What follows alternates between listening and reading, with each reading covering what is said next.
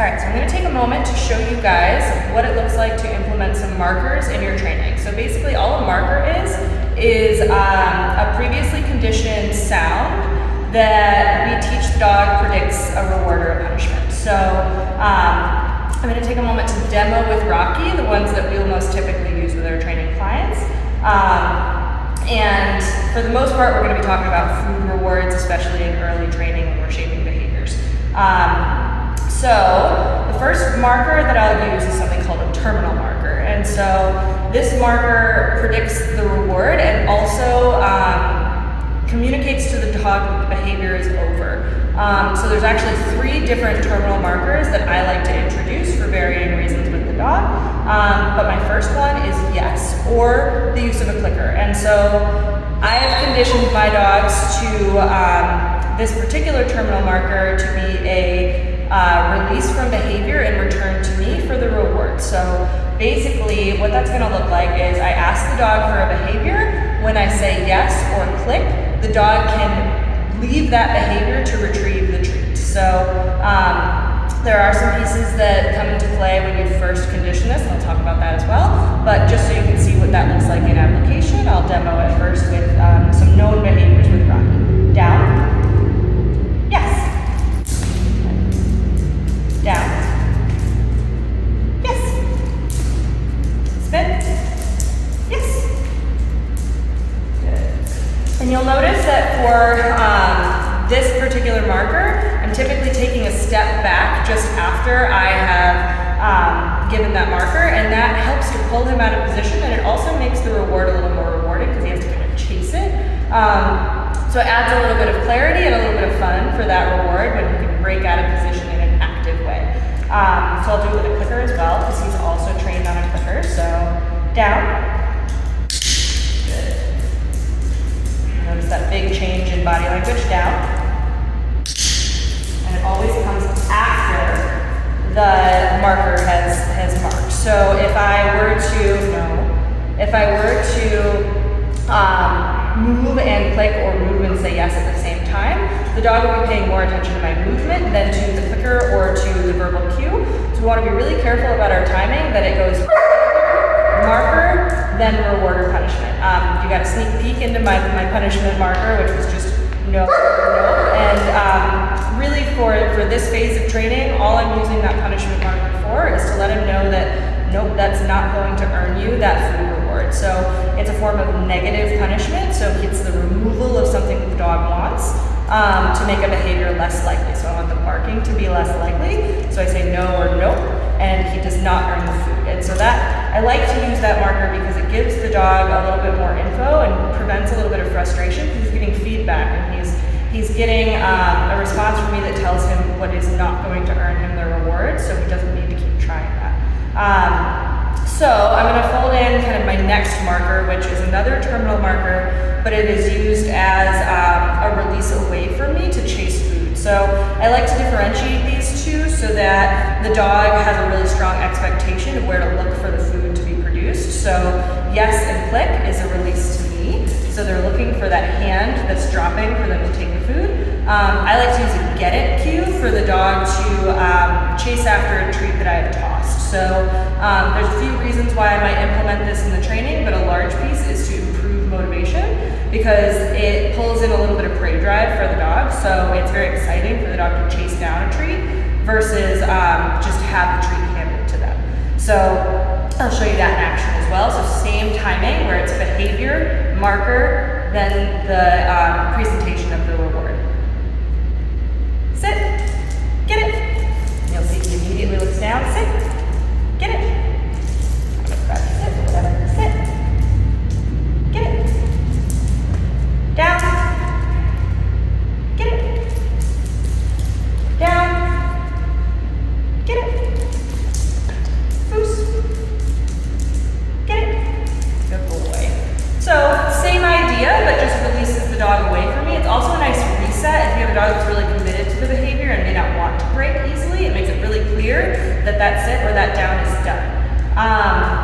And then our final terminal marker is a release to freedom or a release to being at liberty. So basically, I may use this more outside where I know my other reinforcers than just the food.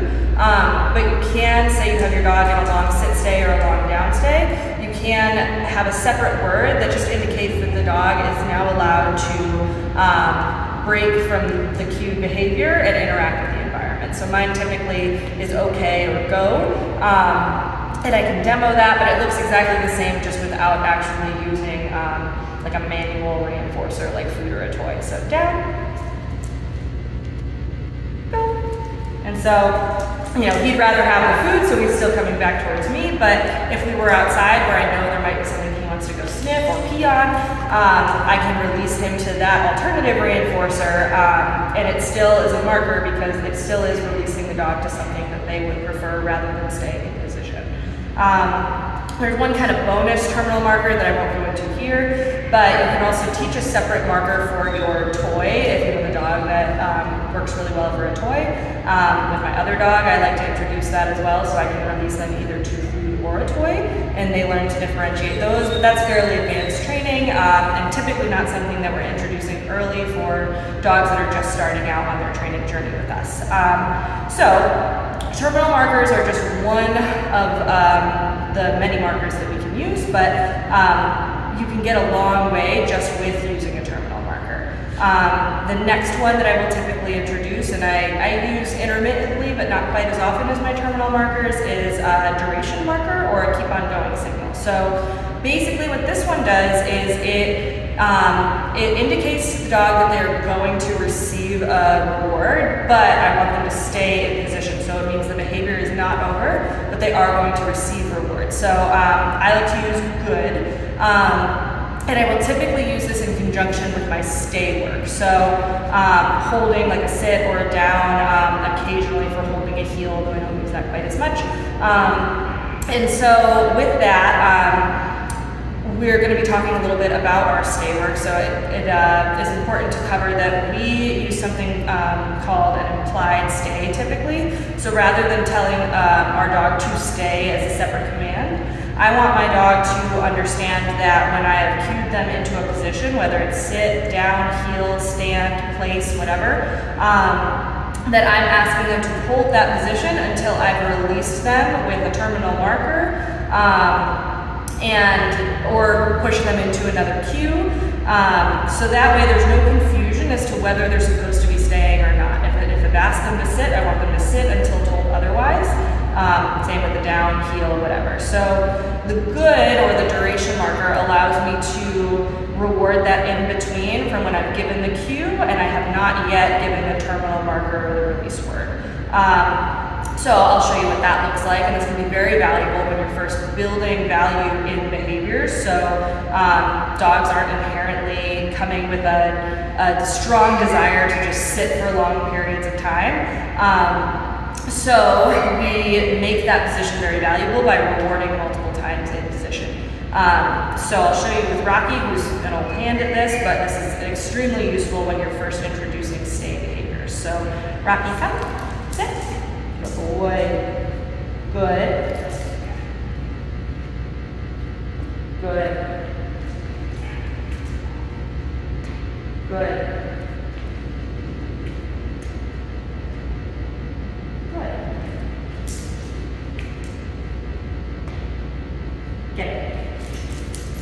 So you'll notice that our order of events was cue into position, duration marker, food, duration marker, food, duration marker, food, all while the dog held the original position until I've given them a terminal marker or a release word.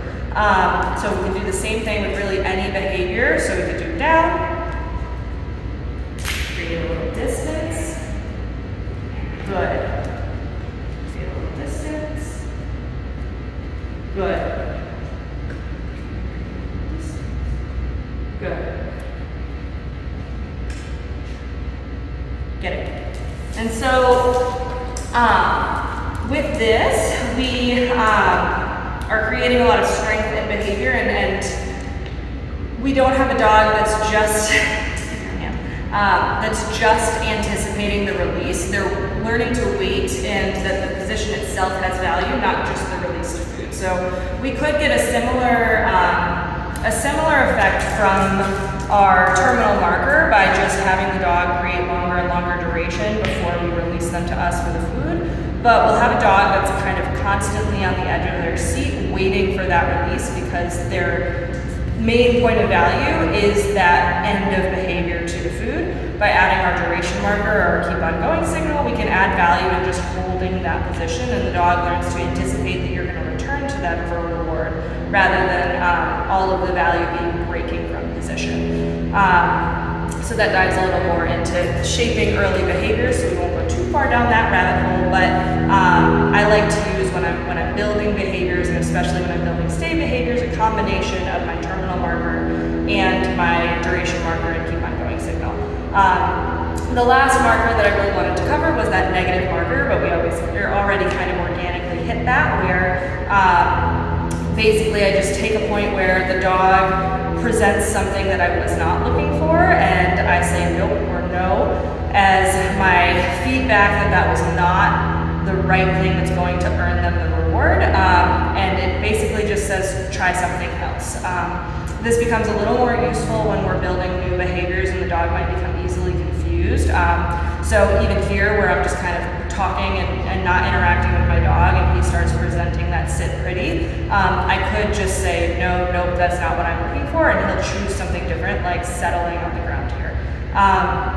So now that we've gone through some of the practical applications, I want to touch base on why we use these and kind of what the biggest benefits of adding markers into your system are. So the biggest benefit, or I don't know if any of them have special weight, but one of the main benefits I find with pet dog training is that it improves the precision of your timing drastically. So by using our markers, we can very precisely let the dog know when they completed the behavior that we're rewarding them for. So there's naturally going to be a lag between when you see the dog do the behavior that you're looking for and the amount of time it takes you to present them with the food. So something like a down, if I go to reward my dog without a marker, there's a possibility that they get up to try and retrieve the food early, and then now there's some confusion as to what exactly they're being rewarded for. Was it down, or was it down and then getting up and coming to you? Looking at you is another really a really big one, where if I want to teach my dog to make eye contact with me on cue without the use of a marker, it's really difficult for me to have precise timing, because if I'm presenting my dog with food, they're naturally going to look away, and that creates the possibility that the dog may not understand that that reward was coming from them looking to you. Whereas if we have that marker, we can very precisely say, yep, that was what I wanted. I can try and demo. He's pretty focused right now, so he may just naturally give me that eye contact, but we'll see if we can kind of show this in real time. Rocky, come. Watch. Yes. And you can see he looks away right after that yes in anticipation for the food. Watch. Yes. Good boy.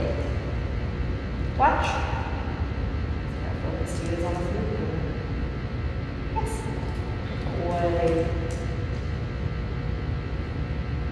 Watch.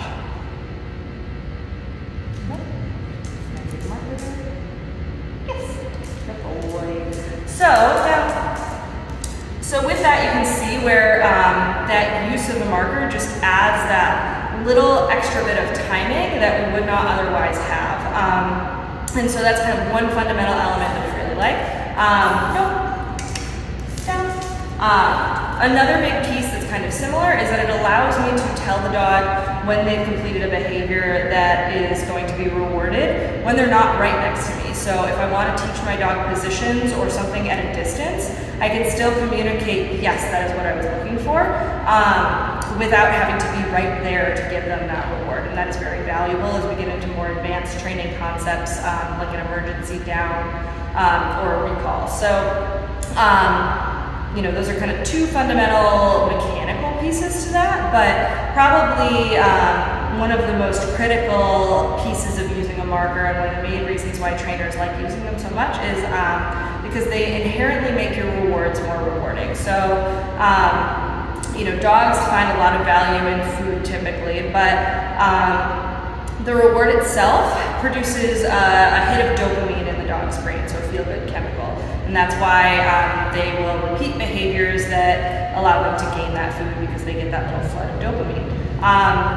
So what the marker actually does is it creates a moment of anticipation between when we've told them the food is coming and they receive the food. And so with that, they actually have been shown to have a higher flood of dopamine due to that anticipation. So it's more related to anticipating the reward than the actual reward.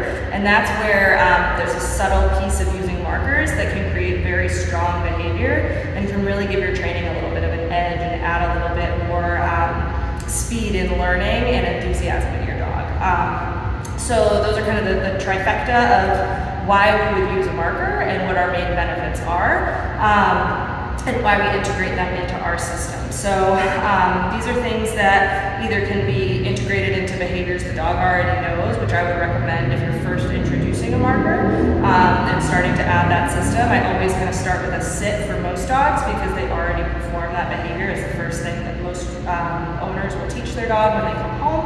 And then as the dog builds an association with those marker words, I start to add them into more novel behaviors and use them to start shaping behaviors.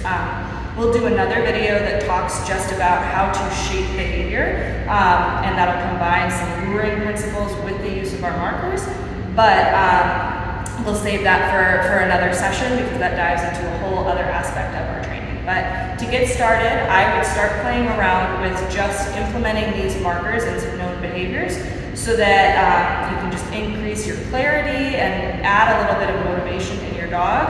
And then you can use these in any area of your training that you want to create a better system of call and response with your dog. Let me know how it goes.